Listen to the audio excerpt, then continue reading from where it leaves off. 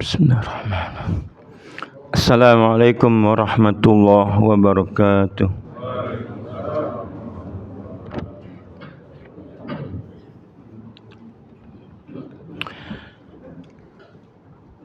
Innal hamdalillah nahmaduhu wa nasta'inuhu wa nastaghfiruh wa na'udzu billahi minasy syururi anfusina wa sayyiati a'malina. Man yahdihillahu fala mudilla lahu wa man yudlil fala hadiya lahu.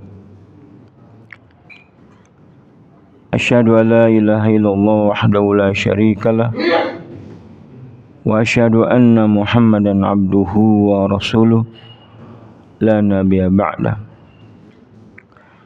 Allahumma salli wa sallim wa barik ala nabiyyina Muhammad wa ala alihi wa sahbihi wa man tabi'ahu bi ihsan ila yaumiddin.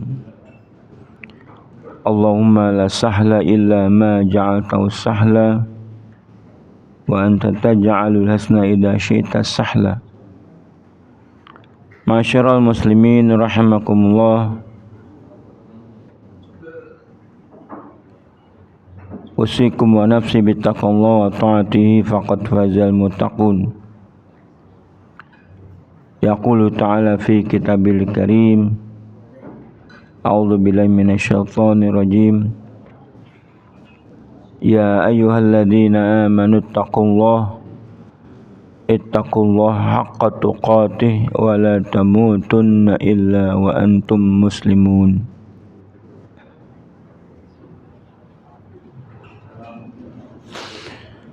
Kita bersyukur kepada Allah Subhanahu wa taala dengan izinnya kepada kita sekalian kita bisa bermajelis pada kesempatan hari ini. Setelah sebelumnya kita sujud kepadanya, ini satu perkara yang bisa dimanfaatkan oleh orang-orang beriman untuk mendekatkan diri kepada Allah sekaligus bersyukur atas nikmat-nikmatnya. Dengan kesadaran ini kita beragama dan menjadikan agama sebagai panduan kita dalam hidup. Kita mudah-mudahan syukur kita diterima oleh Allah Subhanahu wa taala. Sebab dalam hidup ini harus banyak-banyak bersyukur. Karena menurut Allah sendiri sedikit orang yang mampu bersyukur.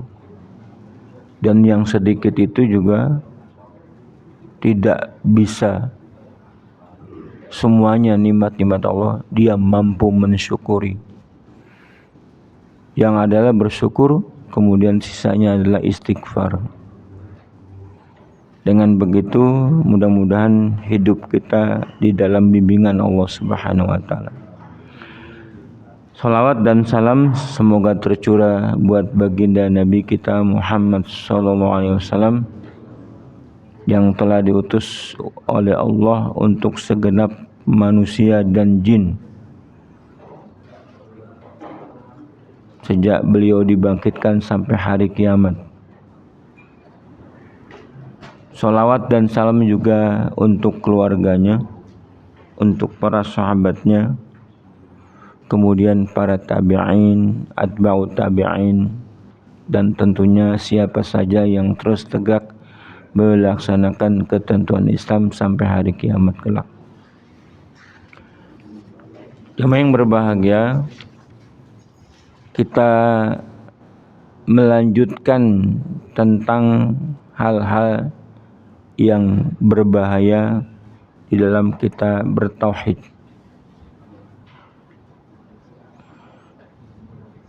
Kenapa perlu diterangkan masalah tauhid ini dan yang mengotorinya? Karena hidup ini di dunia kita mesti bertauhid dan mengagungkan tauhid dan mensyiarkan tauhid, dan apabila ada celah-celah yang menyebabkan tauhid terganggu, kita sampaikan. Tetapi sebelum menyampaikan, kita lebih dulu mengetahui apa itu bagian-bagian dari tauhid dan apa bagian-bagian yang mengotorinya. Pada kesempatan ini kita lanjutkan tentang macam-macam sihir.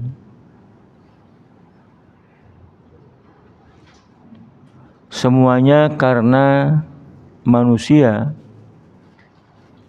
menganggap orang-orang tertentu memiliki kekuatan, memiliki kemampuan. Kekuatan dan kemampuan apa? Orang lain menganggap seseorang punya kemampuan untuk mengetahui yang gaib. Padahal gaib itu hanya Allah yang mengetahuinya, tidak juga Rasul.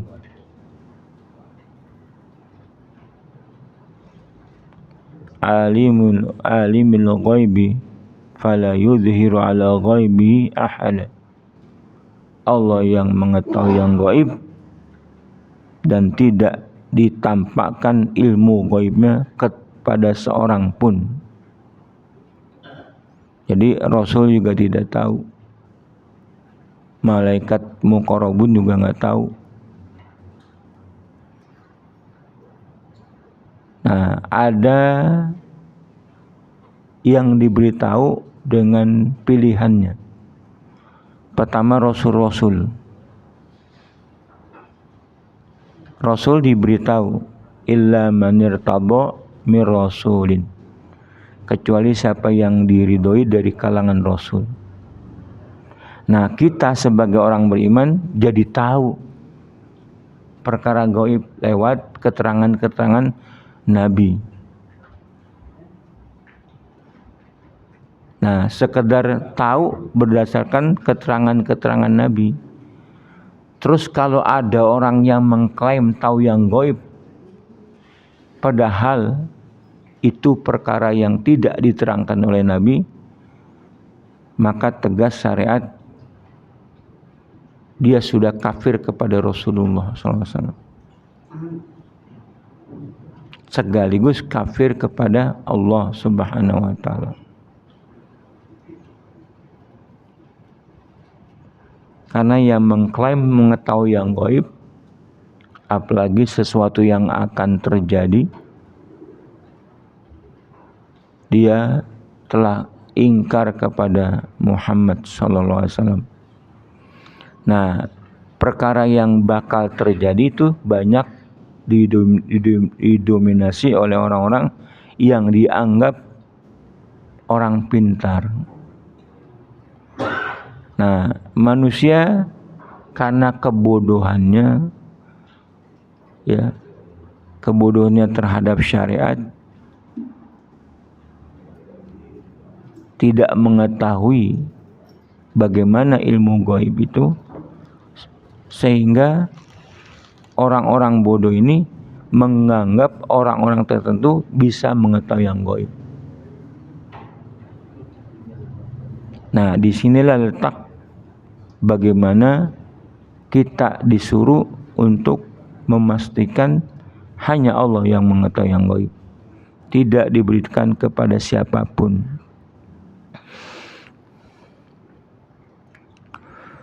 Baik, dalam bab ini, kandungan bab ini, kita membahas di antara, ya, di antara sihir itu adalah iyafah. Annal iyafa wa turqa wa tiyarah minal jibti. Iyafa itu menghardik burung. burung tertentu biasanya datang pada bangsa Arab. Ketika datang, dia bersikap apa yang terjadi akibat burung itu.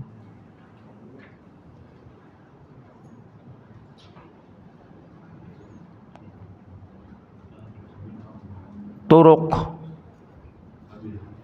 atau torok biasanya dalam hal orang meramal dengan membuat garis-garis di tanah.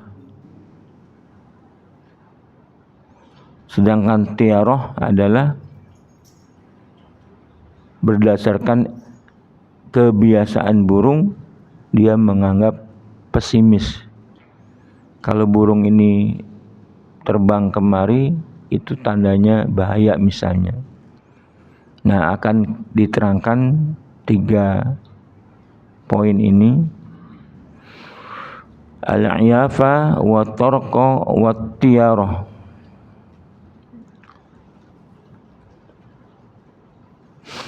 Terus juga bahwa ilmu nujum, ilmu bintang-bintang, perbintangan, itu naun minas sihir, salah satu jenis dari sihir.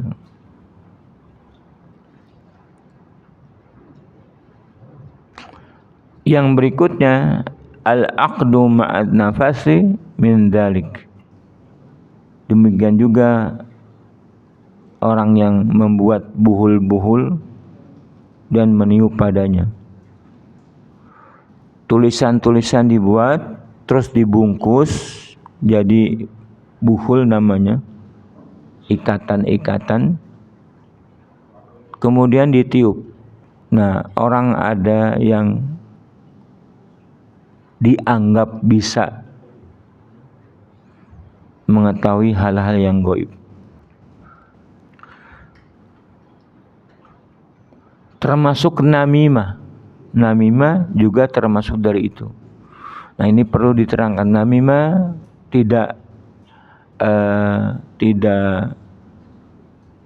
mengakar kepada perkara gaib.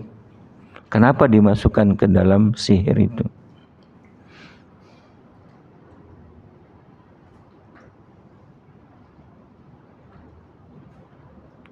Nah, termasuk kita terangkan makna dari inna minal bayan la sihr. Kepasihan berbicara sebagian daripada sihir.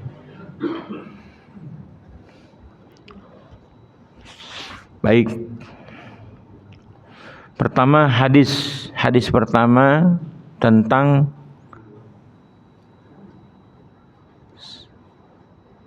sihir ini jenis-jenisnya. Berkata pensyarah rahimahullah, beberapa perkara luar biasa dan karomah para wali. Dia menyebutkan keadaan-keadaan yang bersumber dari setan yang telah menipu banyak orang awam dan orang-orang bodoh. Mereka mengira bahwa perkara-perkara tersebut menunjukkan kewalian pemiliknya. Padahal sebenarnya pemiliknya termasuk wali syaitan, bukan wali Rahman.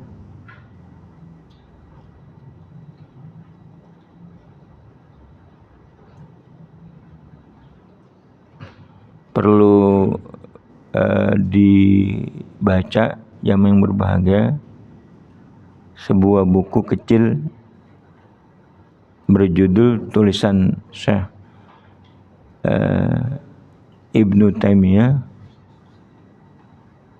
Al-Furqan baina Auliya'ur Rahman wa Auliya'ish Syaitan. Pembeda antara waliur Rahman dan wali syaitan.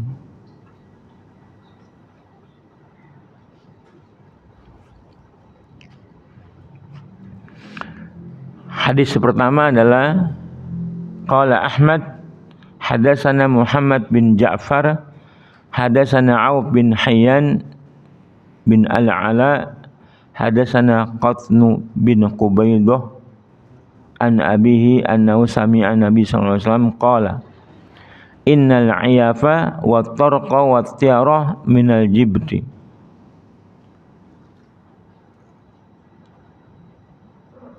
Nabi bersabda, riwayat dari Qatnu bin Qubaidah dari bapaknya, bahwa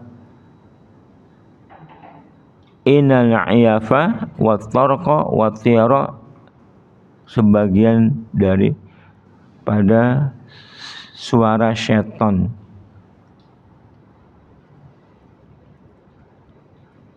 ya, jibti atau sihir.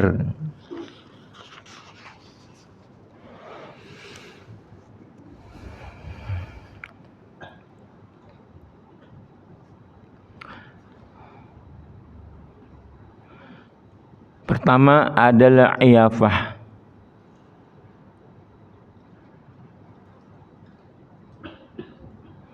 Orang-orang Arab zaman dulu kalau ada burung,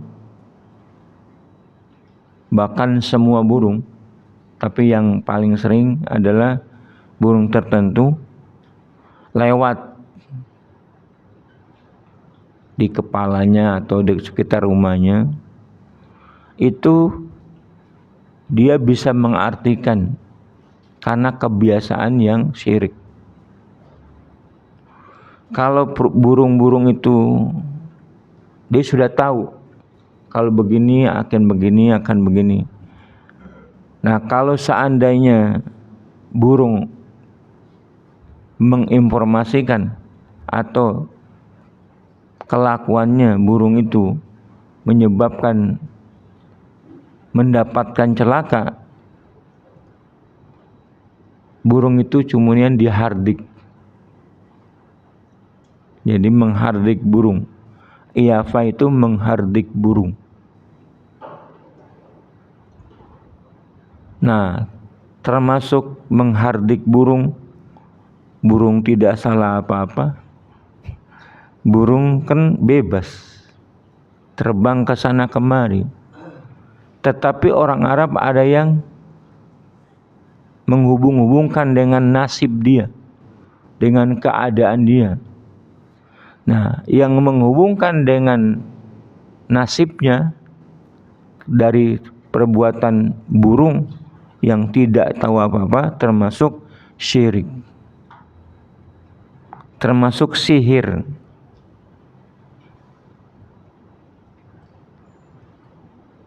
Ya,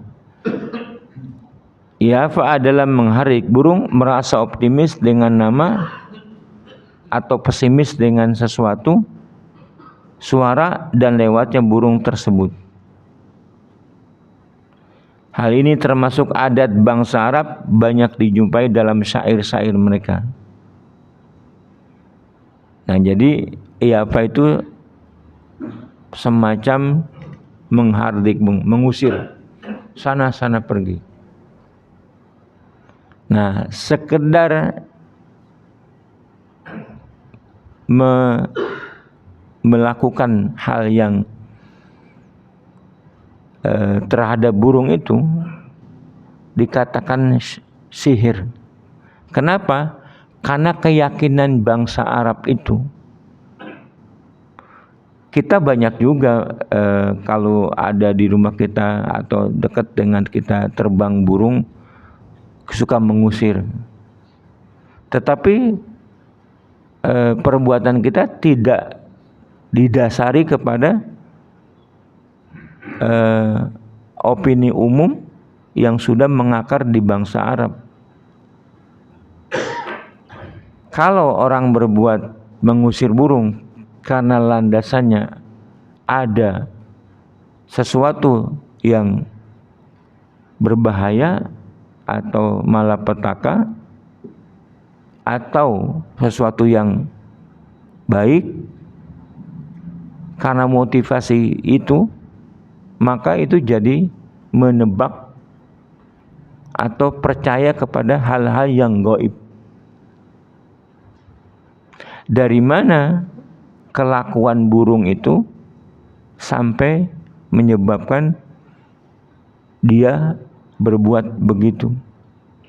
Kalau tidak karena keyakinan sebelumnya di bangsa Arab, maka perbuatan itu menjadi perbuatan yang mengandung sihir.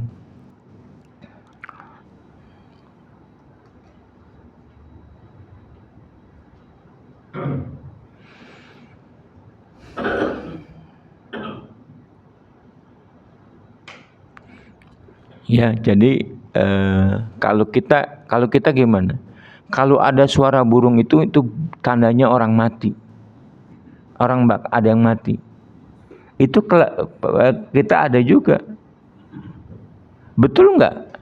Burung apa tuh yang bunyinya? Burung gagak ya. Bunyinya titutit.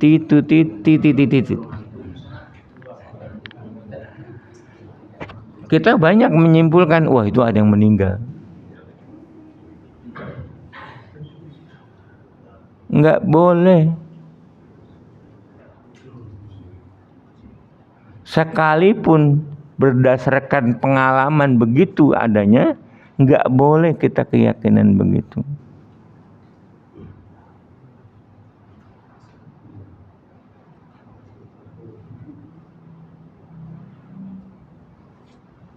Sekarang jarang terdengar ya. Jarang terdengar. Mungkin karena burungnya sudah nggak ada. Di kampung masih ada, di sini di Jakarta nggak ada.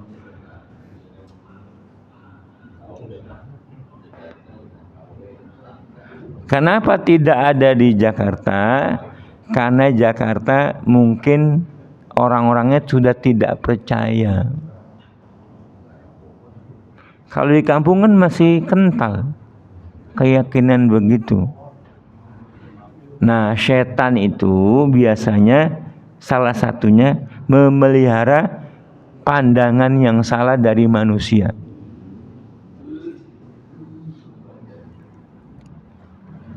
Misalnya nih, setan nih. Kalau orang mati bunuh diri, maka darahnya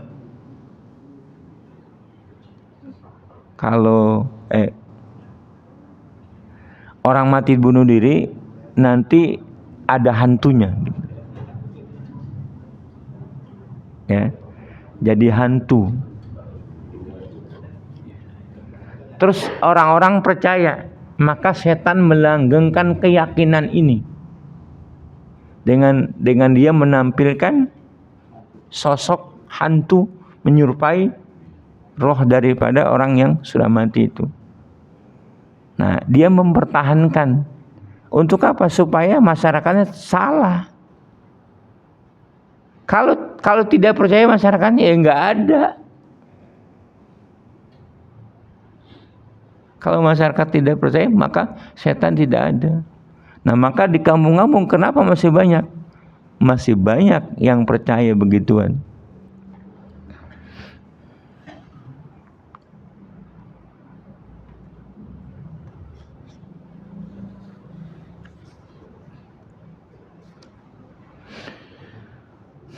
Nah, Yafa wa turuk wa thiyarah termasuk daripada jibti. Jibti itu adalah sihir. Nah, kenapa jibti? Padahal aslinya jibti adalah kegagalan atau tidak mempunyai kebaikan. Kemudian digunakan untuk hal-hal yang disembah selain Allah. Sihir atau tukang sihir.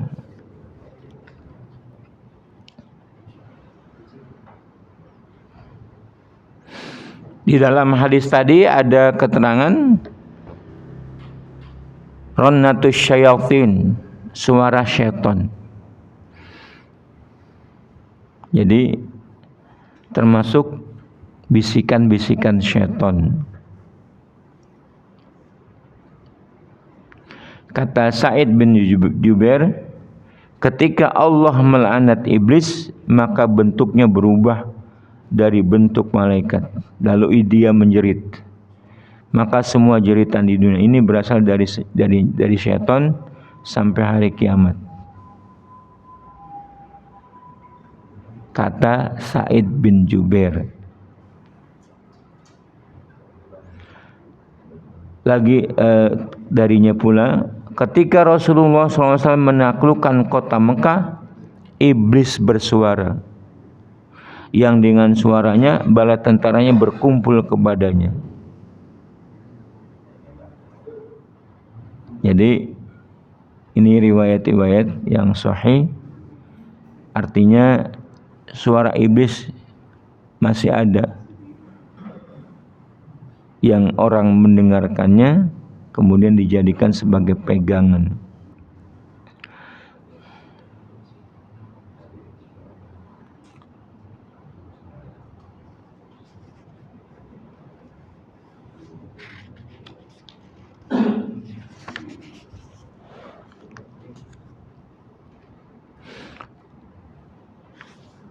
Hadis kedua,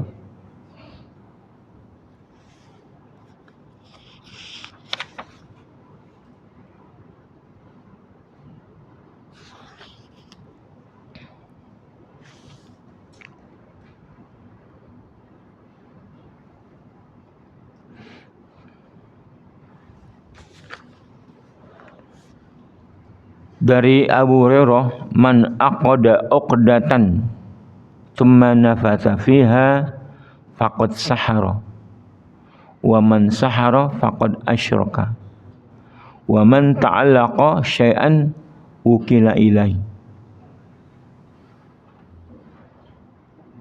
Hadis riwayat Imam Nasa'i dari Abu Hurairah. Artinya, barang siapa mengikatkan suatu ikatan lalu meniupkan sesuatu padanya, maka dia telah melakukan sihir. Dan barang siapa yang melakukan sihir, maka dia telah melakukan syirik. Dan barang siapa yang menggantungkan sesuatu di lehernya,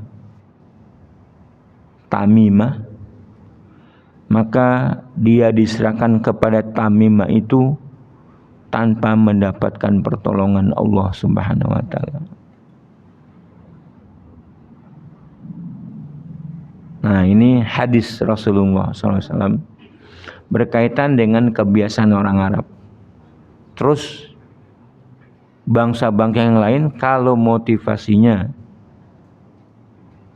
seperti bangsa Arab itu menyerahkan kepada meniup sesuatu akan dapat sesuatu, membungkus sesuatu terus ditiupkan akan mendapatkan sesuatu, itu termasuk kebiasaan Arab yang syirik. Setiap orang, nah kata Rasulullah, barang siapa man aqada uqdatan, barang siapa yang mengikatkan suatu ikatan, thumma nafatha, kemudian dia tiup, dia sudah berbuat sihir. Banyak orang membungkus sesuatu dengan ikatan-ikatan, kalau tidak ditiup tidak jadi. Lalu buat apa membuat ikatan-ikatan itu? Pasti ikatan-ikatan itu ada unsur kegoibannya. Mendapatkan buhul-buhul, ikatan-ikatan. Terus ikatan itu pakai kain putih, ditaruh di pinggang. Terus nanti supaya orang tertarik atau supaya kebal. Meyakini ada sesuatu yang gaib,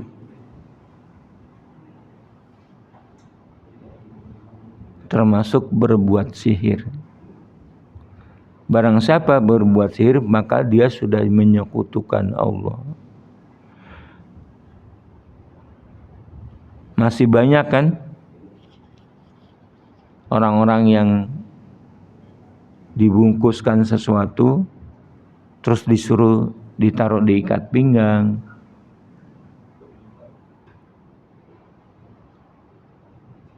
maka itu berbuat sihir dan berbuat syirik.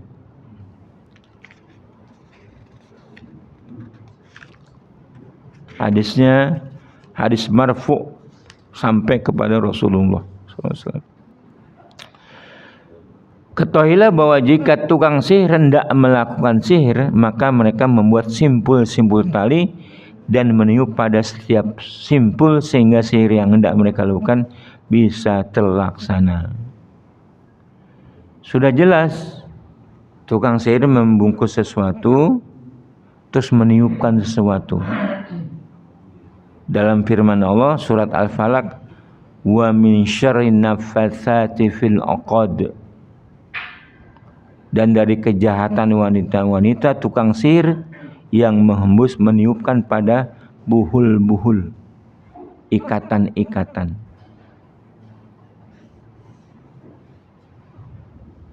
Memang kalau tukang sihirnya wanita lebih serem, bisa menampakkan hal-hal yang kekuatan magis. Maksudnya tukang-tukang sihir itu adalah siapa? Wanita-wanita tukang sihir yang melakukan hal itu. An-nafas adalah meniup dengan disertai ludah.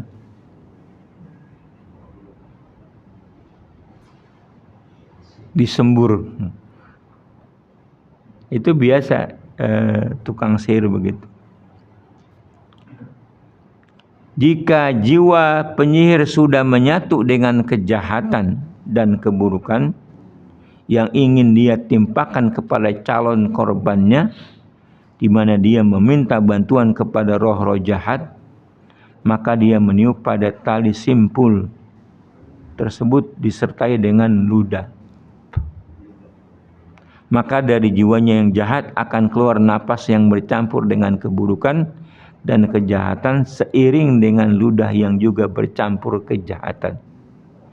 Dia dan roh-roh jahat saling bantu-membantu menyakiti korban, maka sihir tersebut mengenainya dengan izin Allah yang bersifat kauni qadari. Ya. Takdir kauni, bukan takdir syar'i. Paling tidak ini menurut Ibnu Qayyim. Kenapa Allah mengizinkan? Nah, itu dia. Kalau kejadian semuanya takdir Allah, dengan begitu Allah kan menyetujui. Nah, ada sesuatu yang perlu dipahami oleh kita. Takdir kauni, ya, takdir kauni memang semuanya takdir, semuanya kejadian Allah yang mengizinkan. Ya. Semuanya kejadian apakah sesuai syariat, apakah menyimpang, semuanya sudah diizinkan kalau sudah terjadi. Allah memberi izin. Tapi yang takdir kauni belum tentu Allah ridhoi. Jadi kita lihat itu takdir kauni apa takdir syar'i. Misalnya orang bunuh diri, terjadi bunuh diri, dia mati. Allah mengizinkan kan? Mengizinkan? Mengizinkan enggak?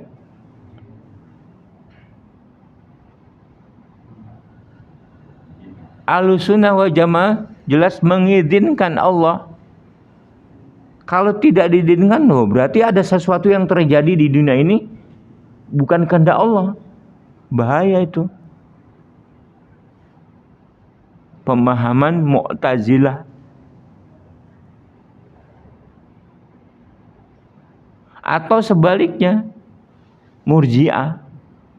Semuanya Allah izinkan, tetapi ahli sunnah wal jamaah memilah-milah mana yang takdir kauni, mana yang takdir syar'i.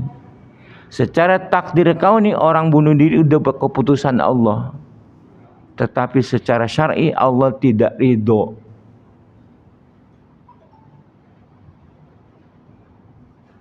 Nah, kalau ini kita duduk di sini, takdir syar'i atau takdir kauni?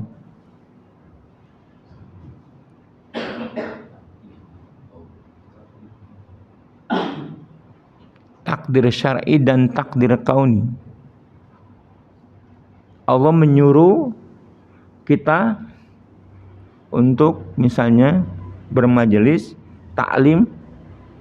Ketika kita datang itu Allah menyuruh, berarti takdir syar'i.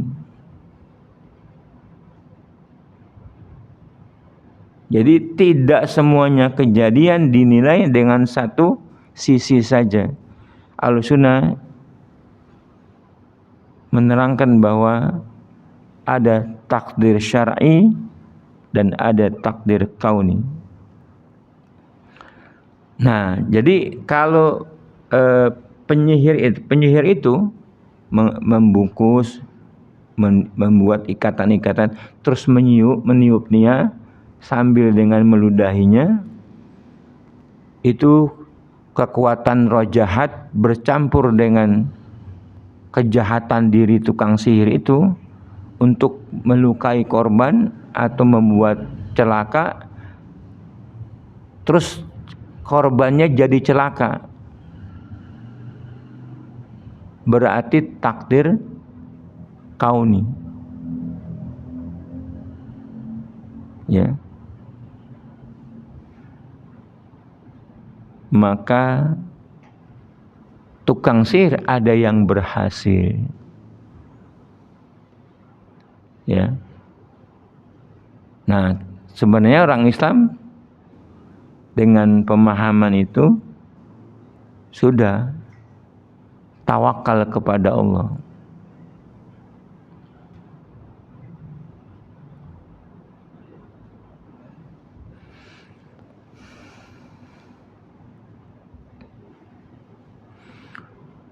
Jadi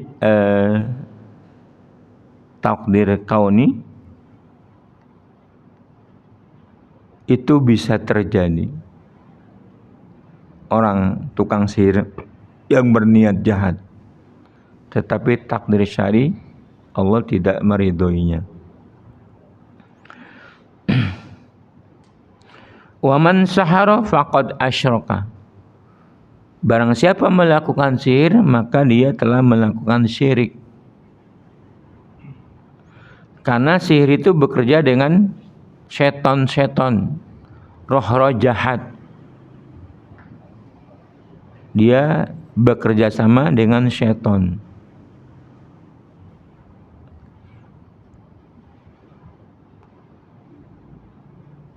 Penulis mengatakan bahwa tukang sihir adalah musyrik. Karena sihir tidak terwujud tanpa syirik. Ya. Sebagaimana yang dikatakan oleh Al-Hafiz.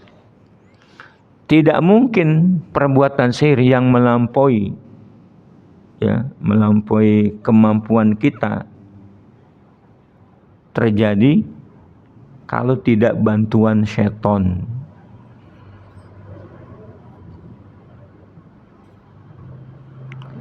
Terus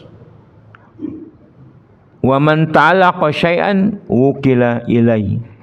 Dan barang siapa yang menggantungkan sesuatu seperti tamimah pada leher. Nah, di kampung-kampung kita, di sini juga masih ada, melihat seorang pakai segi empat buntelan ikatan kecil dijadikan kalung. Anak kecil biasanya. Orang dewasa juga ada. Itu apa itu?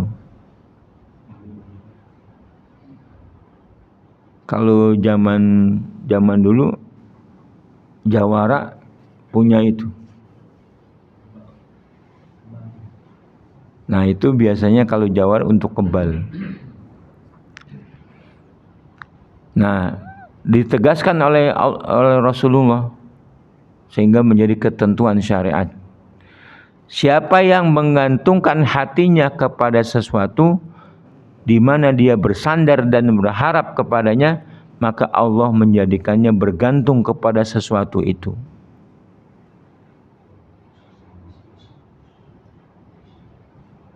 Kalau punya keris, sangat manjur dia bergantung kepada keris itu, dia diserahkan ketergantungannya kepada keris itu. Allah tidak ridho. Barang siapa bergantung kepada Robnya, kepada Tuhannya, kepada Sayyidnya, kepada penolongnya, Tuhan dan pemilik segala sesuatu, niscaya Allah akan mencukupinya, melindunginya, menjaganya, dan mengasihinya. Allah adalah sebaik-baik pelindung dan sebaik-baik penolong. Alaihissallahu bikafin abdah.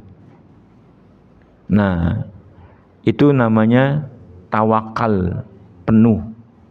Wa 'alallahi falyatawakkalul mutawakkilun.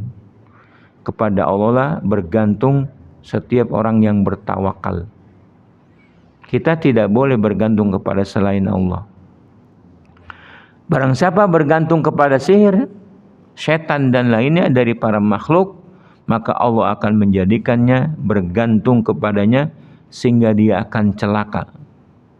Barang siapa memperhatikan keadaan manusia di dalam hal ini dan dia melihat dengan mata hatinya, maka dia akan mengetahui hal itu dengan jelas. Maka kalimat ini termasuk mujizat Nabi yang termasuk jawami'ul kalim.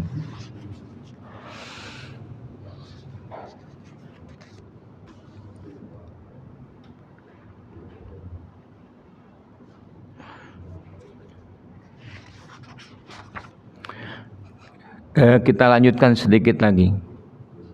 Hadis berikutnya dari Ibnu Mas'ud radhiyallahu anhu, anna Rasulullah sallallahu alaihi wasallam qala, ala hal unabikum bil adhu hiyan namima alqalatu bainan nas. Maukah kalian aku beritahu apa itu al-adh? Ia adalah namimah, yaitu gonjang-ganjing yang memicu pertengkaran di antara manusia.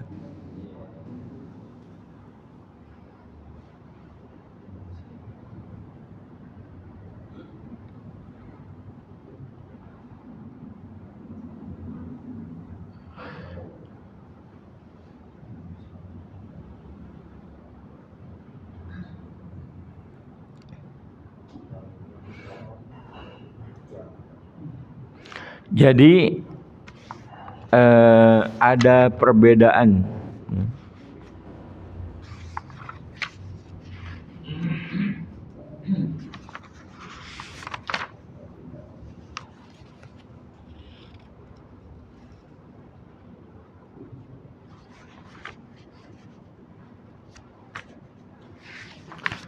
kalau tamimah,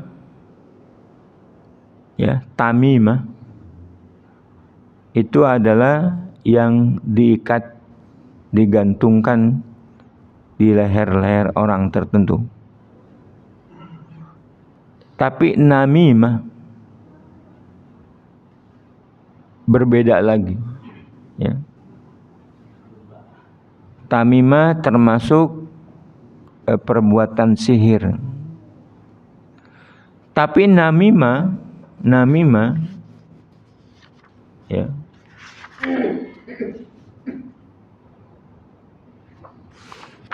namimah adalah perguncingan orang, perguncingan di tengah-tengah manusia. Ya. Nah, kenapa dimasukkan ke namimah ke dalam bentuk sihir? Nah, ini kita perlu mengetahuinya.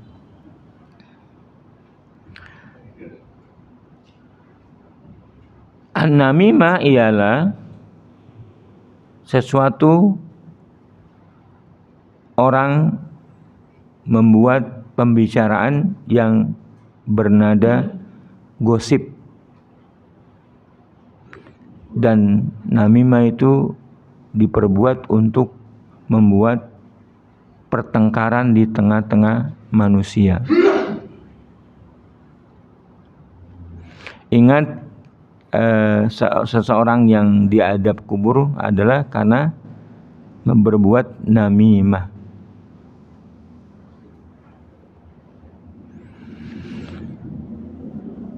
Kata Yahya bin Abu Katsir, pengadu domba dan pendusta besar merusak dalam sesaat apa yang tidak dirusak oleh penyihir dalam setahun. Tukang sihir bisa saja merusak seseorang, keselamatannya, tetapi hanya sesaat barangkali. Tapi kalau orang berbuat namimah, menyebarkan gosip, terus gosip itu bisa bertahan, nggak ada kalimat pembandingnya, dia akan bertahan di masyarakat. Nah, termasuk sihir upaya melakukan namimah dan merusak hubungan di antara manusia. Kesana kemari berkata dusta. Nah, karena namimah itu perbuatan dusta. Kalau perbuatan baik, ya nggak begitu caranya. Kesana kemari berkata dusta, kesana kemari berkata dusta untuk memecah belah manusia.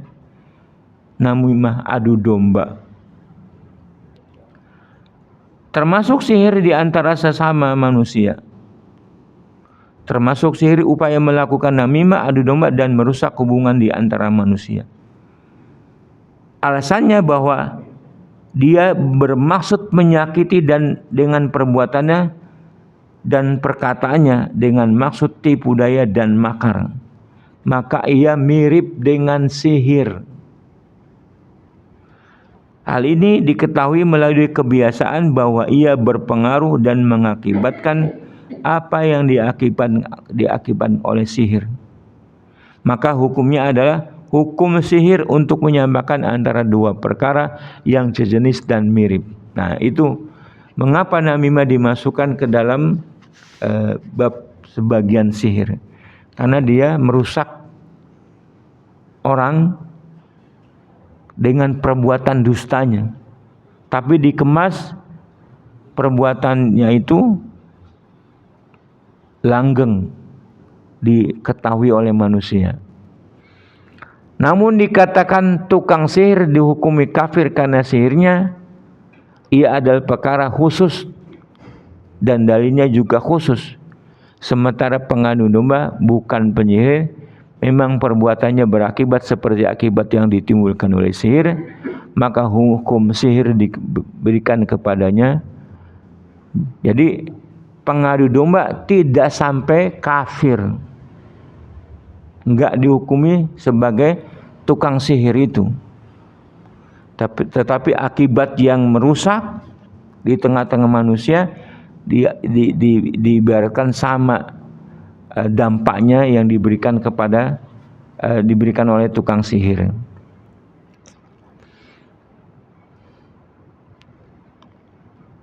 Hukum sihir diberikan kepada namimah kecuali dalam kekufuran yang khusus bagi tukang sihir dan sihir, dan tidak diterimanya tobat tukang sihir. Nah, itu segi kesamaan mengapa namimah mengadu domba direndengkan dalam pembahasan ini. Berarti namimah haram, tetapi keharamannya hampir sama dengan akibat perbuatan namimah sama dengan sihir, tetapi pelaku namimah tidak sama dengan pelaku sihir. Jadi jelas bahwa hadis ini menunjukkan diharamkannya namimah. Keharamannya telah disepakati. Kata Ibnu Hazm, mereka bersepakat bahwa namimah dan ghibah dalam selahi nasihat yang wajib adalah haram. Namimah dan ghibah adalah haram, kecuali untuk mencari solusi.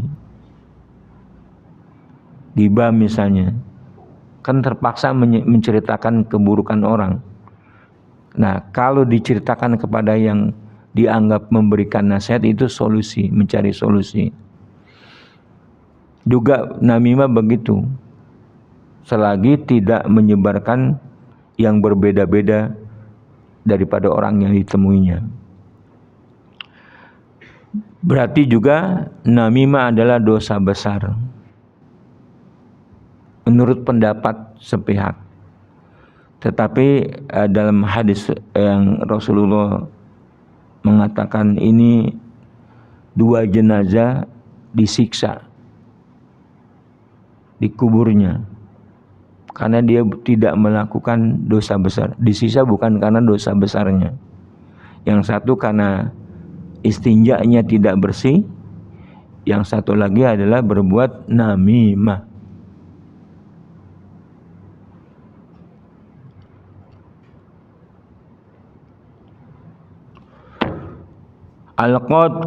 Al-qalatu bainan nas.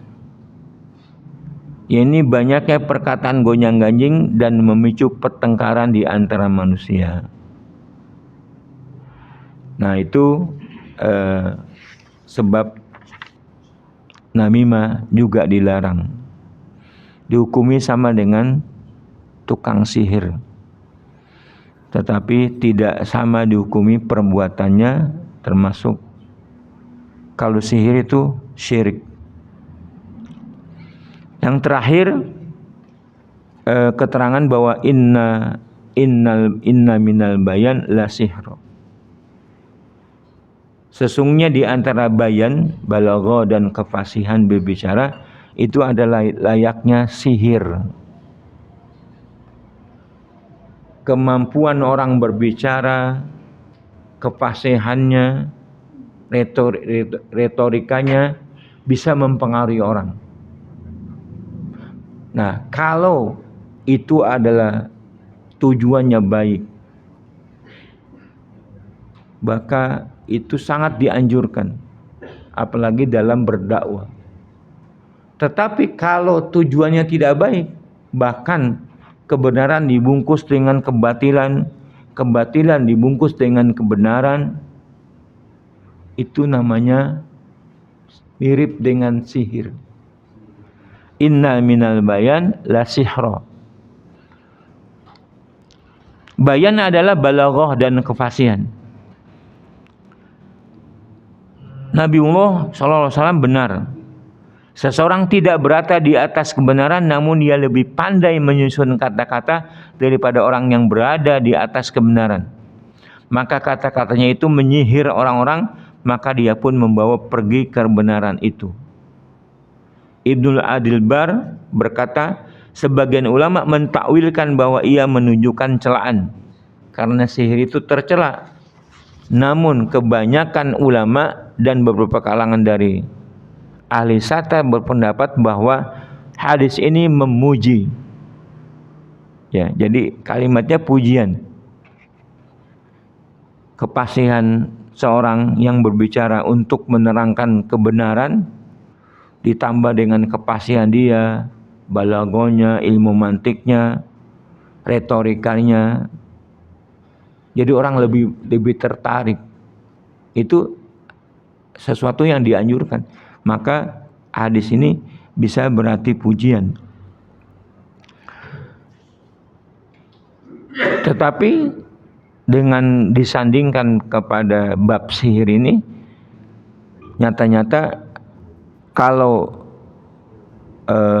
balaghah, bayan, keterangan retorika dibumbui dengan maksud bahwa perlu disampaikan, kalau sampai membungkus kebatilan dengan kebenaran, namanya itu salah, bukan pujian, maka celaan.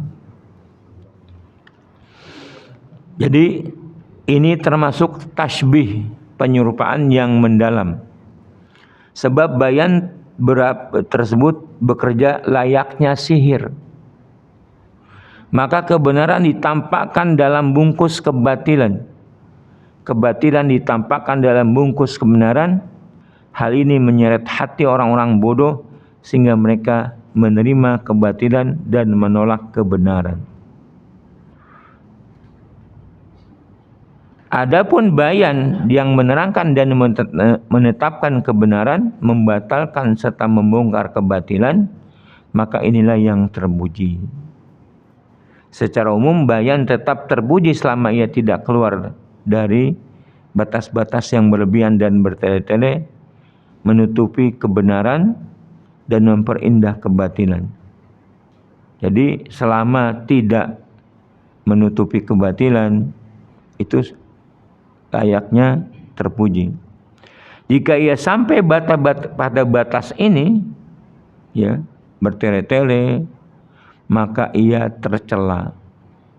Jadi kebagusan retorika seorang penceramah, kebagusan bayannya, balagonya itu diperlukan, maka terpuji. Jadi benar Rasulullah, yang mana saya dikemas intinya bahwa dari balago itu bisa seperti sihir. Kemampuannya menyihir orang-orang yang mendengarkan. Nah, tapi apakah kebenaran disampaikan atau kebatilan disampaikan? Nah, itu tergantung poinnya. Maka kalau kebatilan itu tercela, kalau kebenaran itu dipuji.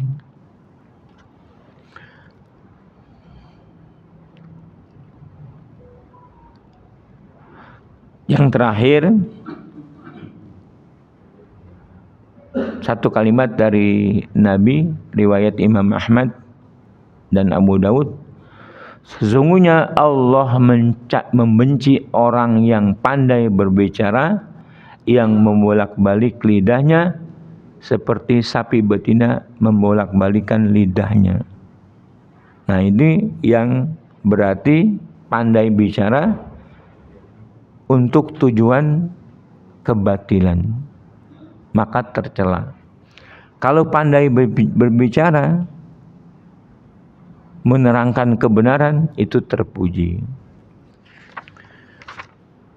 Ya, maka ini sudah kita bahas apa-apa yang perlu diketahui dari macam-macam sihir ini. Cukup sekian. Kalau ada yang bertanya, tafadhol.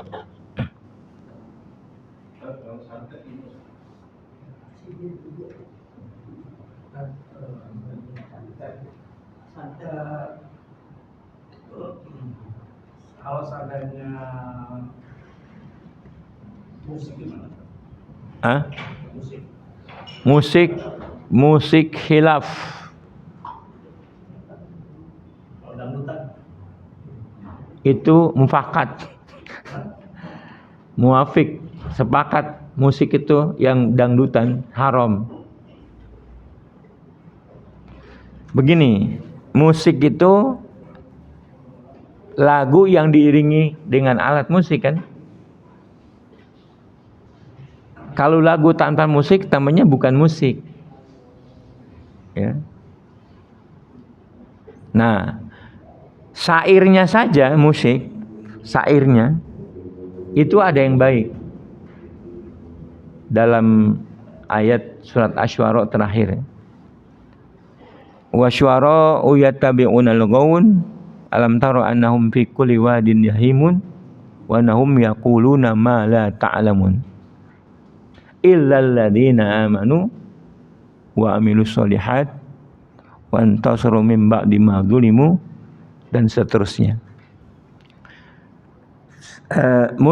Lagu itu lagu, kebanyakan orang yang menyanyikannya tidak melakukan perbuatannya itu. Mereka mengatakan sesuatu yang tidak dikerjakan. Itu kan kebanyakan lagu begitu. Bahkan syair-syairnya ada yang melampaui batas. Misalnya, engkaulah segalanya bagiku gitu. Nah, tetapi Allah mengatakan kecuali orang-orang yang beriman, yang bersair dengan mengingatkan kepada Allah, itu boleh. Itu syairnya doang, tanpa musik. Nah, tanpa alat musik. Nah, sesuatu alat musik sendiri Nabi mengatakan ada yang dari syaitan. Nah, yang boleh, yang tegas kita seperti gendang gitu boleh, Rabbana itu boleh. Tapi maka hadro, ada marawis, hanya pakai itu. Tetapi yang dipetik menimbulkan bunyi itu dari syaitan. Suling itu nyanyian syaitan. Nah, maka musik mesti diterapkan itu. Kalau pemusik zaman sekarang semuanya haram udah. Karena mereka menggunakan alat-alat yang dilarang oleh Nabi. Nah, mereka ada yang membenarkan, tetapi membenarkan salah menerapkannya. Mereka kan musik dibenarkan oleh Rasulullah, tapi mereka pakai alat musik, itu nggak benar. Yang dibenarkan itu nasyid misalnya, tanpa musik, berbicara, bersenandung dengan maksud menyerukan agar ingat kepada Allah. Di Rasulullah banyak bernasyid. Sahabatnya ketika mau berperang bersair dulu dengan suara lantunan yang bagus-bagus. Nah, musik yang disenandungkan banyak menyihir orang juga. Orang banyak yang terlena. Nah, perbuatan yang terlena melalaikan kepada Allah termasuk perbuatan yang dilarang. Allahu a'lam bishawab. Siapa lagi? Ada lagi? Nggak ada ya? Cukup kita akhiri. Mudah-mudahan bermanfaat. Lebih kurangnya mohon maaf. Aqulu qawli hadza wa astaghfirullaha wa lakum wa li sairil muslimina wal muslimat fastaghfiruhu innahu laghafurur rahim. Subhanakallahumma rabbana wa bihamdika asyhadu an la ilaha illa anta astaghfiruka wa atubu ilaik. Assalamualaikum warahmatullahi wabarakatuh.